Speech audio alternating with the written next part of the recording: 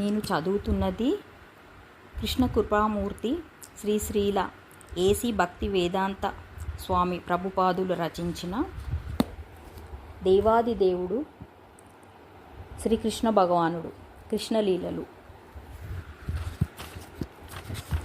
3వ అధ్యాయము శ్రీకృష్ణ జననము.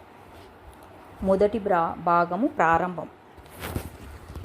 తన ఆవిర్భావము జన్మ కర్మములు దివ్యములని వాటిని యథార్థముగా తెలుసుకొనినవాడు భగవద్ధామాన్ని చేరుకోవడానికి శీఘ్రమే యోగ్యుడవుతాడని భగవంతుడు భగవద్గీతలో చెప్పాడు.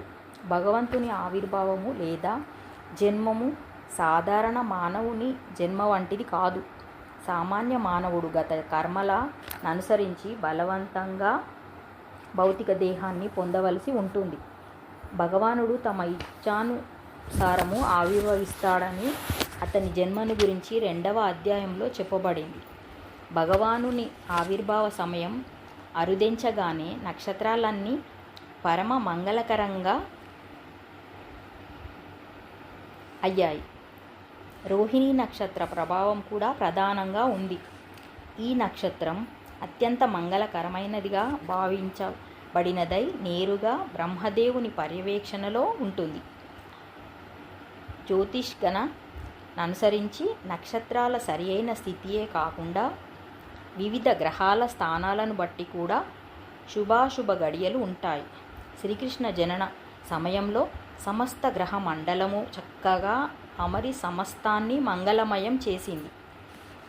ఆ సమయంలో అన్ని దిక్కులలో అంటే తూర్పు, పడమర, ఉత్తర, దక్షిణాలలో ప్రశాంత సమృద్ధి వాతావరణం నెలకొన్నది. శుభకర నక్షత్రాలు ఆకాశంలో గోచరించాయి.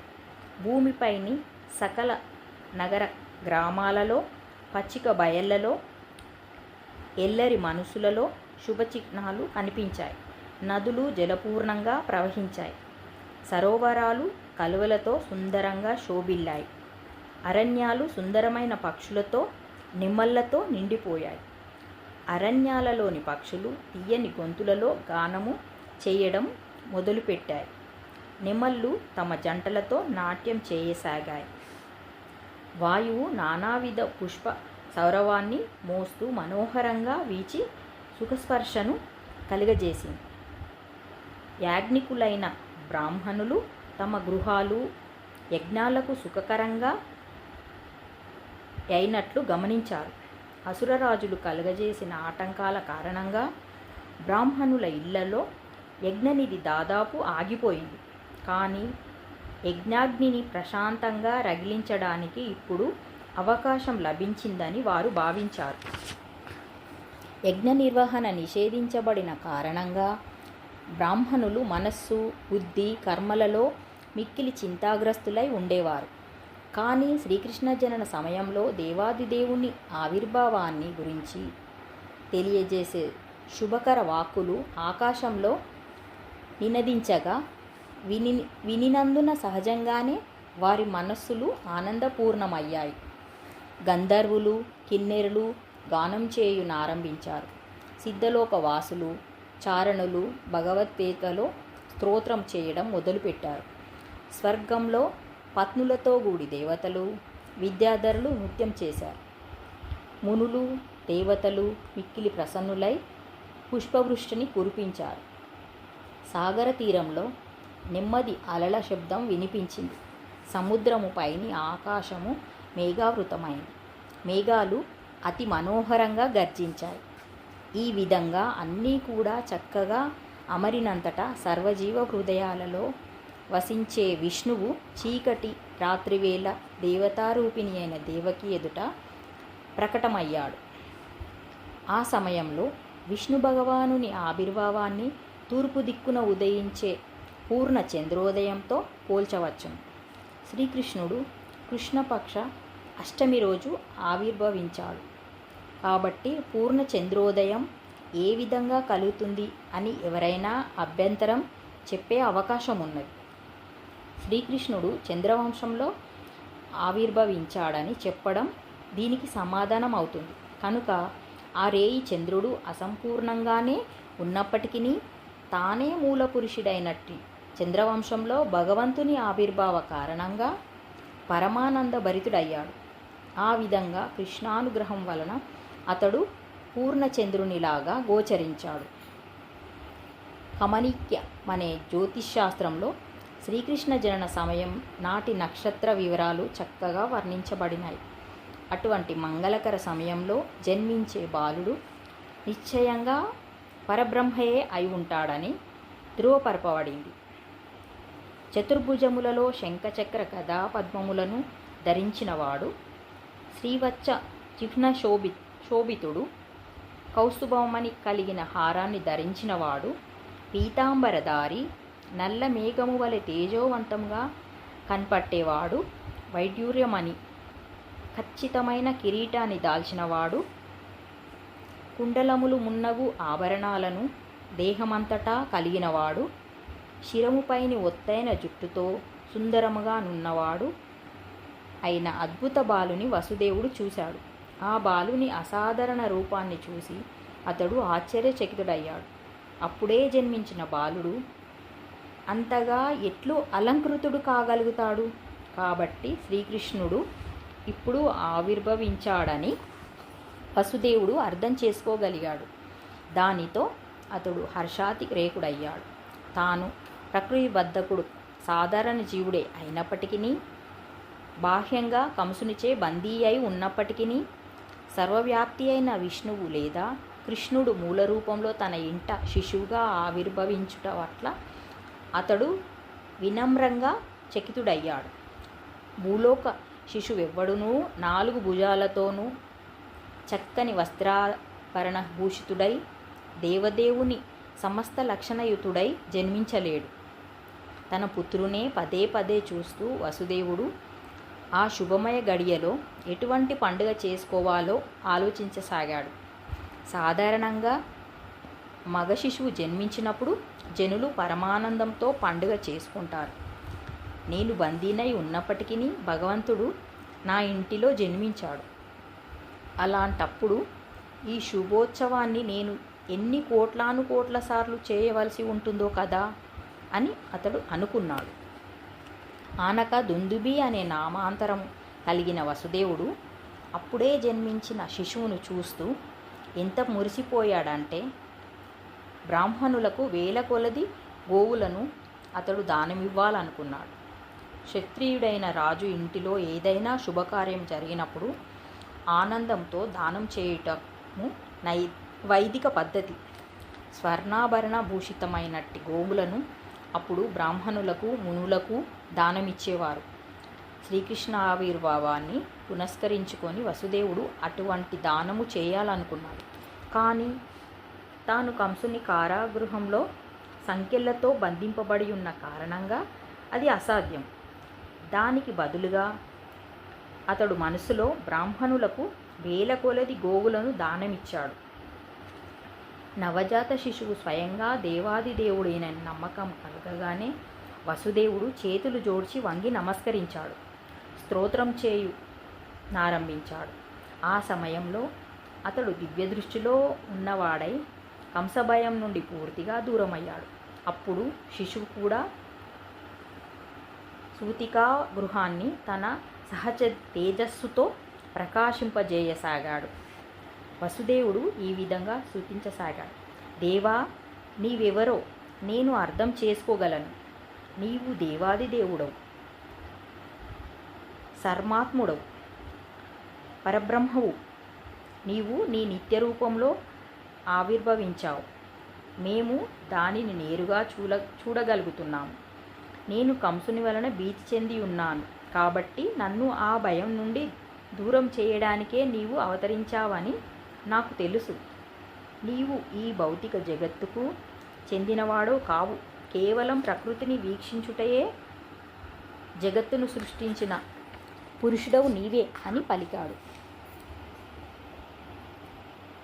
కేవలము తన వీక్షణముచే జగత్తును సృష్టించగలిగిన దేవాదిదేవుడు వసుదేవ పత్ని అయిన దేవకి గర్భంలోకి ప్రవేశింపజాలడని ఎవరైనా వాదించే అవకాశం ఉంది. ఈ వాదనను త్రోసిపుచ్చడానికి వసుదేవుడు పలుకుతూ, దేవా, నీవు దేవకీదేవి గర్భంలో ఆవిర్భవించడము ఎంత మాత్రము ఆశ్చర్యకరం కాదు. ఎందుకంటే ఈ సృష్టి కూడా అదే విధంగా జరిగింది. నీవు మహావిష్ణువుగా కారణోదక సముద్రంలో శయనించినప్పుడు నీ శ్వాస చేత అసంఖ్యాకమైన విశ్వములు ఉద్భవించాయి. తరువాత నీవు గర్భోదకశాయి విష్ణువు రూపంలో ప్రతి విశ్వంలోనూ ప్రవేశించావు. ఆ తరువాత నీవు క్షీరోదక శాయి విష్ణువుగా విస్తరించిన వాడవై సకల జీవ హృదయాలలో పరమాణువులలో కూడా ప్రవేశించావు. కాబట్టి నీవు దేవకీ గర్భంలోనికి ప్రవేశించడాన్ని ఇదే రీతిగా అర్థం చేసుకోవచ్చును. నీవు ప్రవేశించినట్లు గోచరించినను అదే సమయంలో సర్వవ్యాప్తిపై ఉన్నావు. నీవు ప్రవేశించుట, ప్రవేశింపకుండుట అనేది విషయాలను లౌకిక ఉపమానాల ద్వారా తెలుసుకోవచ్చును. 16 తత్వాలుగా విభజించినప్పటికీ మహత్తరము మార్పు చెందకుండా ఉంటుంది. పృథ్వీ, జలము, అగ్ని, వాయువు, ఆకాశము అనే పంచభూతాల కలయికయే భౌతిక దేహము. దేహము తయారైనప్పుడు ఈ పంచభూతములు క్రొత్తగా తయారైనట్లు కనబడినను వాస్తవానికి అవి దేహానికి బయట సర్వదా నెలకొని ఉంటాయి. అదే రీతిగా దేవకీ గర్భంలో శిశువుగా ఆవిర్భవించినప్పటికీ నీవు బయట కూడా ఉన్నావు. సర్వదా నీవు నీ ధామంలో ఉన్నప్పటికీ అదే సమయంలో కోట్ల కొలది రూపాలలో విస్తరించి ఉంటావు అని స్తుతించసాగాడు. ప్రకృతి కూడా నీ నుండియే ఉద్భవిస్తున్నది కనుక నీ ఆవిర్భావాన్ని మనిషి గొప్ప బుద్ధితో ఎరగవలసి ఉంటుంది. సూర్యకాంతికి సూర్యుడు మూలమైనట్లు నీవే ప్రకృతికి ఆది మూలమై ఉన్నావు. సూర్యకాంతి సూర్యుని కప్పివేయలేదు. నీ నుండి ఉద్భవించిన ప్రకృతి నిన్ను కప్పివేయలేదు. నీవు ప్రకృతి త్రిగుణాలలో ఉన్నట్లు కనిపించినప్పటికీ నిజానికి ఆ త్రిగుణాలు నిన్ను ఆచ్ఛాదింపలేవు. గొప్ప బుద్ధిమంతులైన తత్వవేత్తలు దీనిని అర్థం చేసుకున్నారు. ఇంకొక విధంగా చెప్పాలంటే నీవు ప్రకృతిలో ఆవిర్భవించినట్లు గోచరించినప్పటికీ దానిచే నిన్నెవడునూ కప్పబడడు. పరబ్రహ్మము తన తేజాన్ని ప్రదర్శిస్తాడని, అందువలననే సమస్తము ప్రకాశవంతమవుతుందని వేదాల వలన మనము వింటాము. బ్రహ్మజ్యోతి భగవానుని దేహము నుండి బహిర్గమవుతుందని బ్రహ్మ సంహిత నుండి మనము తెలుసుకోవచ్చును. ఆ బ్రహ్మజ్యోతి నుండియే సమస్త సృష్టి జరుగుతుంది. అటువంటి బ్రహ్మజ్యోతికి భగవంతుడే ఆధారమని భగవద్గీతలో కూడా చెప్పబడింది. కనుక సమస్తానికి దేవదేవుడే ఆదిమూలం. కానీ భగవంతుడు భౌతిక జగత్తులోనికి వచ్చినప్పుడు భౌతిక గుణాలను స్వీకరిస్తాడని అల్పజ్ఞులైన మానవులు తలుస్తారు. అటువంటి అభిప్రాయాలు పరిపక్వమైనవి కాక బుద్ధిహీనులు చేయునవే అవుతాయి. దేవదేవుడు ప్రత్యక్షంగా పరోక్షంగా సర్వత్రా నెలకొని ఉన్నాడు. అతడు సృష్టికి బయట ఉన్నాడు, సృష్టికి లోపల కూడా ఉన్నాడు. అతడు సృష్టి లోపల గర్భోదకశాయి విష్ణువుగా ఉండడమే కాకుండా పరమాణువులు కూడా ఉన్నాడు. అతని సన్నిధి కారణంగానే పరమాణువు నిలిచి ఉన్నది. అతని నుండి దేనిని వేరు చేయగలము. పరమాత్మునికి స్వతంత్రంగా ఏదియును నెలకొని ఉండదు. కనుక సమస్తానికి మూల కారణమైన అతనిని అన్వేషింపమని వేదదేశాలలో మనకు కనబడుతుంది. కాబట్టి భౌతిక ప్రకటనము కూడా అతని శక్తి రూపాంతమే అయ్యింది. జడ పదార్థము, జీవశక్తి, ఆత్మ రెండు కూడా అతని నుండే ఉద్భవించాయి. భగవంతుడు ఆవిర్భవించినప్పుడు జడ పదార్థ పరిస్థితులను స్వీకరిస్తాడని కేవలము మందబుద్ధులే అభిప్రాయపడతారు. భౌతిక దేహాన్ని స్వీకరించినట్లు కనిపించినప్పటికీ ఎటువంటి భౌతిక పరిస్థితులకు అతడు లోను కాడు. అందుకే శ్రీకృష్ణుడు ఆవిర్భవించి దేవాది దేవుని ఆవిర్భావ అంతరార్థాలను గురించిన అసమగ్రమైన అభిప్రాయాలను ఖండించాడు. దేవా, నీ ఆవిర్భావము, అస్తిత్వము, అంతర్ధానము ప్రకృతి గుణ ప్రభావానికి అతీతమైనది. నీవు పరబ్రహ్మము, సమస్తానికి నియామకుడవు. కాబట్టి నీలో విరుద్ధమైనది ఏదీ లేదు. నీవు చెప్పినట్లుగా ప్రకృతి నీ అధ్యక్షతలోనే పనిచేస్తుంది. ఉన్నతాధికారి ఆజ్ఞల మేరకు ఇతర అధికారులు పనిచేయుట వంటిదే ఇది. అటువంటి ఆధీన కర్మల ప్రభావము నీపై పనిచేయదు. నీవు పరబ్రహ్మము కనుక సమస్తము నీలోనే ఉన్నది.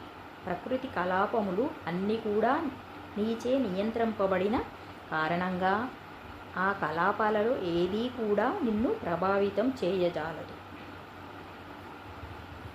రెండవ భాగము ఇంకా ఉంది.